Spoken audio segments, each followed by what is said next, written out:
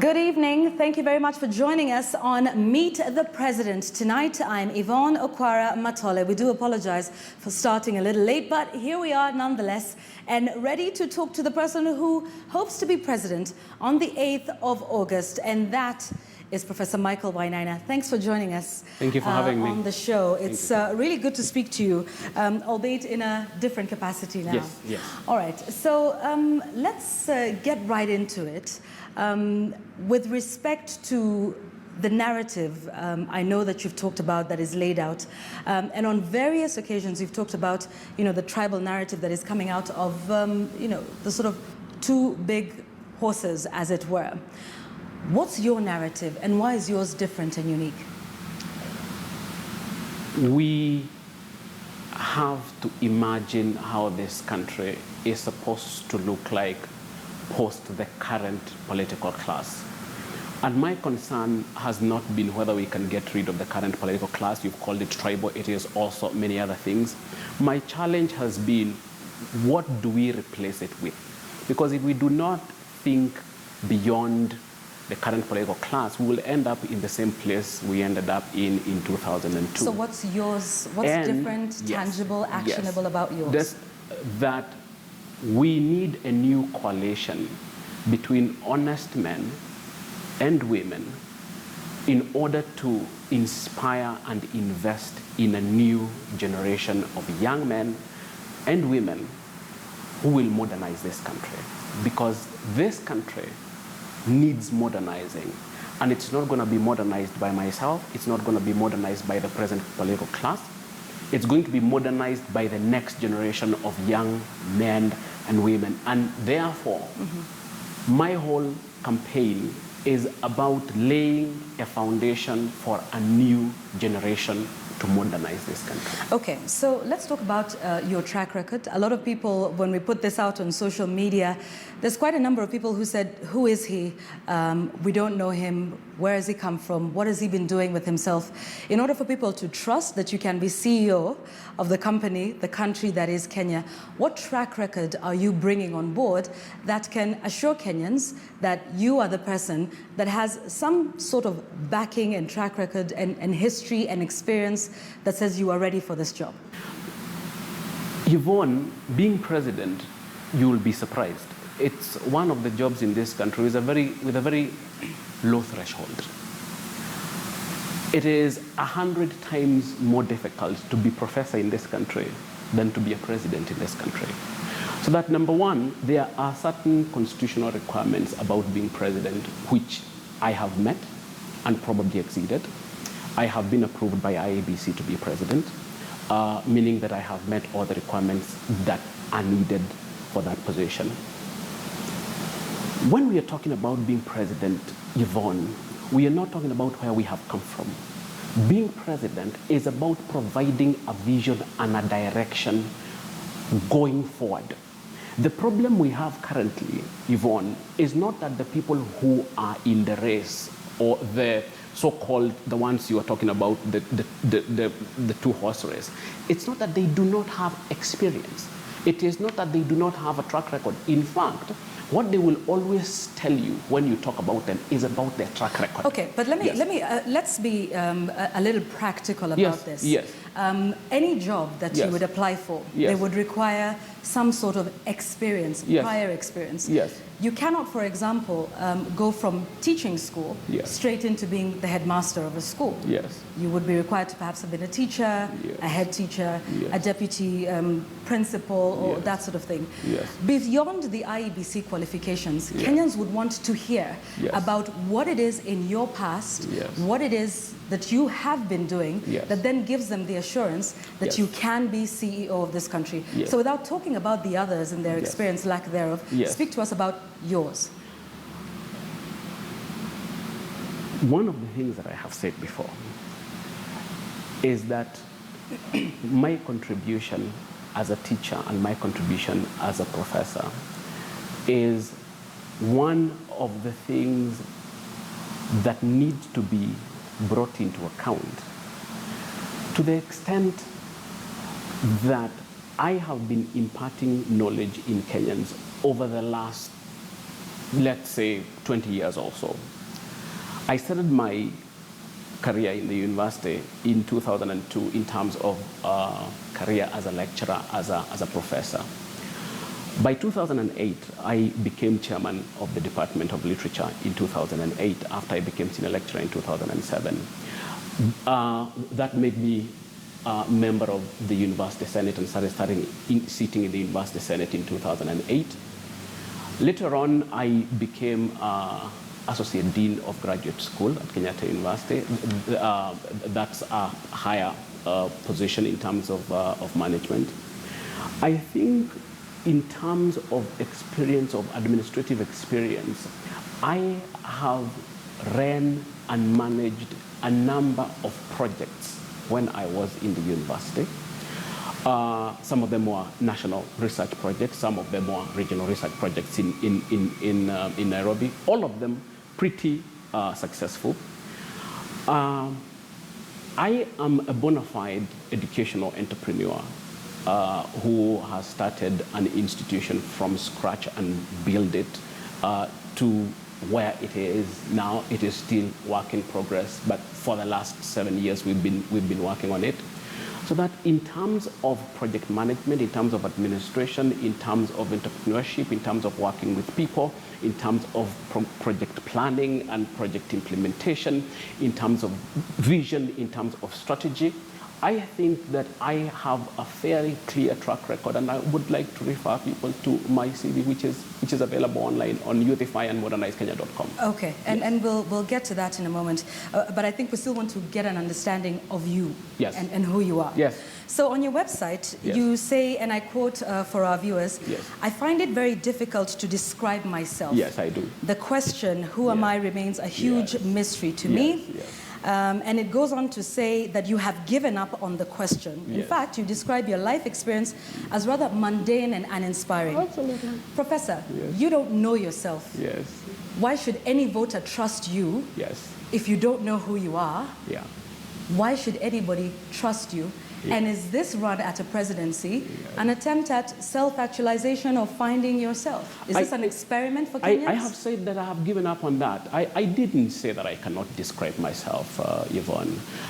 There is a very big difference between defining and saying this is who I am. And if you'd read the longer version of it, I have explained what I mean by a definition and by saying this is what I am and this is what I'm not. But in terms of describing what my experience is, in terms of describing what my expectations are, what my vision is, I think I have done that. But and I that is think doable. let's talk Yes. about the lengthier version of that, Yes, because you yes, said yes. you lost the basis upon which you were defined Yes. for 23 of the most productive years of your Yes, life. yes. Which again Yes. might be very scary to a voter. Yes. This is a person who, is this a midlife crisis? Is this an experiment? Why should Kenyans But start that's a to fact. trust this? Yes, but that is a fact. That is a Are fact. you in a Ma- midlife ma- crisis? You're saying it's a I didn't fact? I'm not talking about midlife crisis. You're the one who has talked about midlife crisis. What you have quoted, what I have said, Yeah. is about losing what I had been defined with. And let me explain to you what I meant. I entered the university on 3rd of December 1990. I was hardly 18 years. I never left Yvonne for 23 years. That tells you that the 23 years of my growing up or coming to find myself was defined by that space called the university for 23 years. And that is what I meant when I retired from academics in 2013. Then look at somebody who has been in one place for 23 years and then comes out of that space which had defined him, which had given him all the means of networking, or the means of self-definition, or the means of a livelihood, and then you are in a different space. Of course, the first thing that you start to do is to redefine yourself. That's natural. It doesn't mean that I had lost myself, or it was a midlife crisis, Well, or whatever. I'm using your words because Absolutely. you said I you did- lost the basis upon which you absolutely defined I yourself. did. Oh, Okay. absolutely I did. When, All when I went to the university in 1990, I was a student, okay? I did my undergraduate in 95, did my master's in 98, I finished my PhD in 2002, became a senior lecturer in 2007, became an associate professor in 2012. That is how I was defined. That is how people would describe me. People who know me, that's how they would describe me. So the question is, if you're looking at young people and women, and we'll get to youthify and modernize in a moment, that if you are a person that has lost what has defined you. I haven't lost anything, Yvonne. You lost the basis upon which you were defined for 23. Defined by the university. I'm no longer in the university. Okay. Yes. So if you cannot then describe who you are, why should people I can describe what I am. I have said that I can describe what I am. Okay, who are you? I have said that I have been a lecturer, I have been a professor. Right now, after I lost, okay, now if you want us to use what I lost. Your words. Yes, not absolutely. Mine, I told you that I'm an educational entrepreneur. I am a modern pedagogy practitioner and I'm a modern pedagogy trainer. I am a blogger. I am a crusader on women empowerment. And beyond everything else, I am a supporter, huge supporter of youth empowerment. And that's the reason I'm running for president. All right, youthify and modernize. Yes. Tell us about that. I have said, and when I started to explain why I'm running for this, I said the people who are going to modernize this country are the young people. How are we going to assist them to do that? And that is why the question of youthify comes in. And we have defined youthify as to make youth and the youth the drivers and engine of transformation. We are saying modernization is the goal. Youthification is the method. We are not going to modernize this country if we do not invest in a new generation of young people who are going to do that. Yvonne, countries grow on an intergenerational program where one generation passes on to another generation, and the next generation picks up and takes the country a step further. Okay. From 1963, this has been one generation. Take or give a few years, 54 years is one generation, and we are saying it is time for us to lay the foundation for the next generation that is going to modernize the country. Okay, so laying that foundation, but you also talk about the economy, which would obviously be an important driver for your initiative. Yes. Could you describe the state of Kenya's economy right now? Yes. What are your thoughts? What's your analysis of where it is now? The Kenyan economy has redefined, and we were told by CJ Mutunga where it is. This is the biggest problem with the economy. That when I was in the university, I was taught that there are three factors of production. There is labor, there is capital, and there is land. The biggest challenge in this country, Yvonne, is that economics has been turned upside down. We have now 4 factors of production instead of 3 factors of production. Land, labor, capital, and corruption. Corruption in this country has become a factor of production. And until we sort out that issue, we are dealing with a rogue economy, we are dealing with a bandit economy that we can't even start to understand its workings because they are botched up. Any economist who sits down to try and explain it, there are things that cannot be explained. Such as? Could you give us specifics, Professor? For example, they imported maize the other day, and we were told that there is a ship that goes around hawking maize, so that if you have a shortage, you just call them, and in 1 or 2 days, they can land on your port from Mexico. I had said earlier, about 2-3 days before the ship landed, that these shenanigans about maize have nothing to do with famine, they have nothing to do with drought. Somebody is going to make a lot of money out of it. Okay, I'd like us to remove the issue of maize for just a moment. Okay. As a food security issue, we can get to that specifically. Yes. But a clear understanding or articulation, if you like, of where our economy is. What are the specific problems? I know you've talked about corruption. Yes. What are your thoughts, for example, on the public debt in this country? Where is it now? What would you do differently about the situation in the country right now? the latest inflation rates. Could you perhaps just speak to some of these questions that Kenyans are grappling with regarding the economy? There is the politics of it, and there is the economics of it. Yeah, let's speak about the economics. So you want us to talk about the economics of it. I do not think, and for me, I would quote the people who have the economic data, okay? They have not produced economic data, or I have not seen economic data that tells me that we are in an unsustainable situation. I have seen data that says that we are headed towards an unsustainable situation. Could you quote that specific data? I wouldn't data? be able to quote that specific data, Why but not, I do Professor? know because, one, you didn't ask me to come with that data. That's number one. Number two, well, Professor, I do know there is we would IMF imagine data. that I if know you were that there's running for IMF president, data. Yes, that you would I be know able this. to articulate issues Yes, of the I know that economy there's IMF to show data. Kenyans that you understand I where the know that problem there is is and hence IMF give data. solutions. That I know there is IMF data that has indicated that we are still sustainable. We are teetering somewhere on sustainable and unsustainable. There's also Kenyan data, for Yes, example, yes. from the National Bureau of Statistics. Yes, that says what? You tell me, you're the one who wants to run for president. If you have data that contradicts the IMF data, because the one that I'm using and the one I'm quoting is World Bank data that says this is sustainable. It is.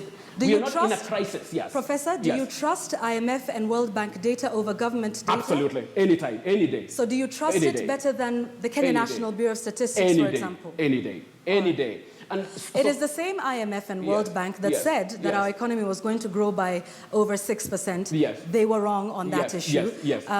Are you aware that there's a Kenya National Bureau of Statistics that has the economic survey every year? Yes. Do you take a look at that and compare that with what's coming from and internationally? I've told you there is the economics of it and there is the politics of it. And for so long as we do not have a government that we can trust, I will go with IMF and World Bank data. So you don't trust the government and you don't trust any of the institutions that churn them out? I don't. So what would you do then about those institutions if you were to become president? Yes. Would you then, what is the challenge then with the National Bureau of Statistics, with the Central Bank of Kenya, with all of these organizations that churn out these statistics year after year? Is there a leadership problem there? Would you fire them? Would you get this done? For so long as you have a government which is illegitimate, for so long as you have a government that people don't trust, it will not trust the institutions that come out of it. Okay, so let's speak about another matter on the economy. Yes. And this is to do with, you know, the interest rate cap. Yep. And that was a big one for SMEs. Yep. Many SMEs are run by women and young people. Yeah. What's your position on the interest rate cap? There are pros and there are cons. We were warned about the pros and cons of it. The warnings of the economists about capping the rates have come true. What do I think needs to be done, especially in terms of SMEs that affect young people and that affect women? I do not think that SMEs are going to be supported by our banking industry regardless of whether there are caps or there are no caps. And what we have suggested and what we have proposed in our manifesto is that what we need is a national youth and women development bank. So that this bank deals with the issue of SMEs and the issue of youth and the issue of women from a developmental perspective, not from a money perspective. I understand that commercial banks have to make money. I understand that they are in this business to make money. Government is in the business of developing people and developing institutions and developing society. So would this bank give loans interest-free? This bank will support SMEs to grow in order to create jobs for young people. Please answer my question, Prof. Would it give loans interest-free? It will give sustainable loans to SMEs for them to expand. Let me give you an example. If you have an SME which is probably 5 years, 6 years, 10 years, and you need capital to expand your business, and you cannot get capital from commercial banks for an array of reasons, the National Youth and Women Development Bank should be able to advance you seed money for you to expand your business.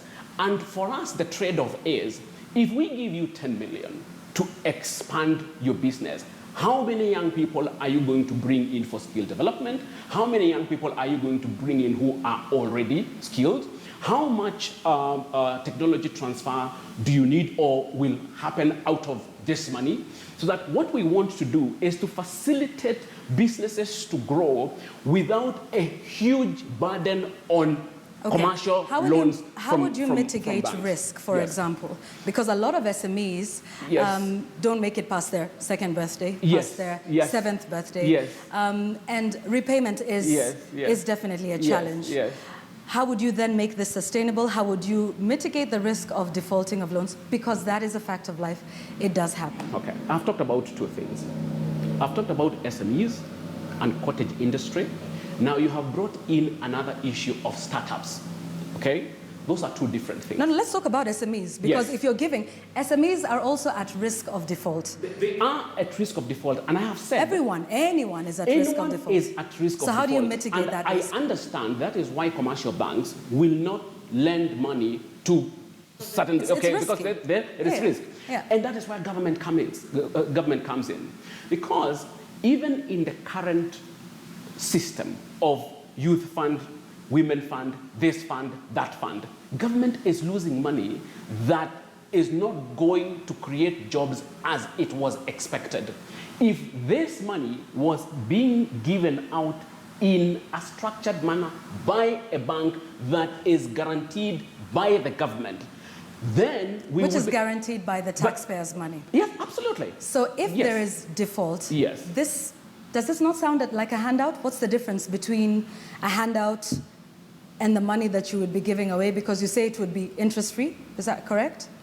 I said that it would be sustainable. And sustainable means what? Sustainable means that it must enable SME owners and cottage industry people to grow. But it must also pay back. It must also pay back. That's what guarantees its sustainability. It must pay back. And that's the question I'm asking you, Professor. How would you ensure that the money that is paid keeps going back? It's a revolving fund, and that is then sustainable, to use your words. And I have told you that we want to separate two things. SMEs that are already thriving and those ones that are startups. And you've talked about SMEs that go down 2 or 3 years. Actually, the mortality rate is actually higher than that. 90% of them will actually go down in between 3 and 5 years. So once we vet the viable SMEs and cottage industries that have potential for expansion, because that is what we are looking for. There are people out there, Yvonne, who have done a great job in establishing a product, in establishing a market, but they cannot expand because they cannot afford the kind of money that comes from the banks. And those are the people we are saying we will support in order to expand. There is another group. And if they don't succeed? They will succeed. Why would they not succeed? Is there a 100% chance that they will succeed? That's not the nature of business, though. The nature of business, the nature of business is that some will and some will not succeed. And so how will you mitigate the ones that will not succeed? The ones that will succeed will mitigate the ones that will not succeed. Yvonne, when you're giving out money or when you're supporting 100 SMEs or 1,000 SMEs, of course you know that you vetted them, but you do know that some of them will not succeed. And in terms of fiscal management, all those risks can be mitigated. I don't think that there is something new that we need to come up with that has not been I think we're just looking to hear you articulate what that is. There's the other one. Not necessarily something new, but just to hear you mitigate those specific risks. There is the other one that I was talking about. Young people and women do need to start businesses. I do know that it is difficult for banks, not difficult, almost impossible for banks to support people who are doing startups. Not the ones who are doing okay or the ones who have a turnover and they have a cash flow. That's a different category, and that's the one I'm saying we will support in terms of seed capital. What are we going to do in terms of startups? We've said that startups have a very high mortality rate. So what they need is not just seed capital, it is incubation, business incubation. And that is why we have said that we are going to incubate at least 100 businesses in every county. Why do we need to incubate businesses? We need to change this mortality rate. We need to deal with this mortality rate, okay? We need to make sure that if, for example, the statistics say that 95% of these are going to close in 5 years, we have a higher survival rate of these businesses so that we would want them to graduate into SMEs and into cottage industries so that they can expand. Right. So we are two-pronged in terms of solving that problem, because currently it is being solved as if startups are the ones that are going to solve the problem of employment. I don't think that they're going to solve the problems of employment, because they themselves are suffering the problem of mortality and survival. All right. So we want to separate those two things: business development and business incubation. Okay, let's move away from that and talk about representation, because I know that's one of the things that you have talked about in your manifesto, which huge, is 50-50 representation of women. Yes. Could you explain to us how you are going to achieve this? Yes. Because you would need numbers to push this sort of legislation within the National Assembly. What do you mean numbers?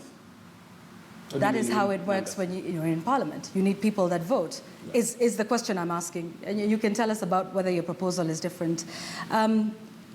So tell us, are you running with any other MPs, MCAs that are sort of allied to your way of thinking? Because we do know you're an independent candidate. How would you be able to push not just the issue of representation, but indeed any other legislation that will be required for your government to run should you be president? Budgets, a number of issues that you would need to literally run your government. Yes. Two ways. Number one, there is this image that is being pushed that there is something like a crisis if an independent candidate wins.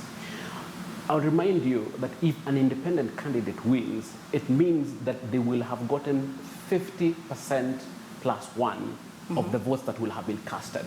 So we are talking about a people-driven initiative. So number one, I do not have any problem or any issues about an independent candidate winning. That is number one. Number two, the laws of this country allows coalitions before or after elections, okay?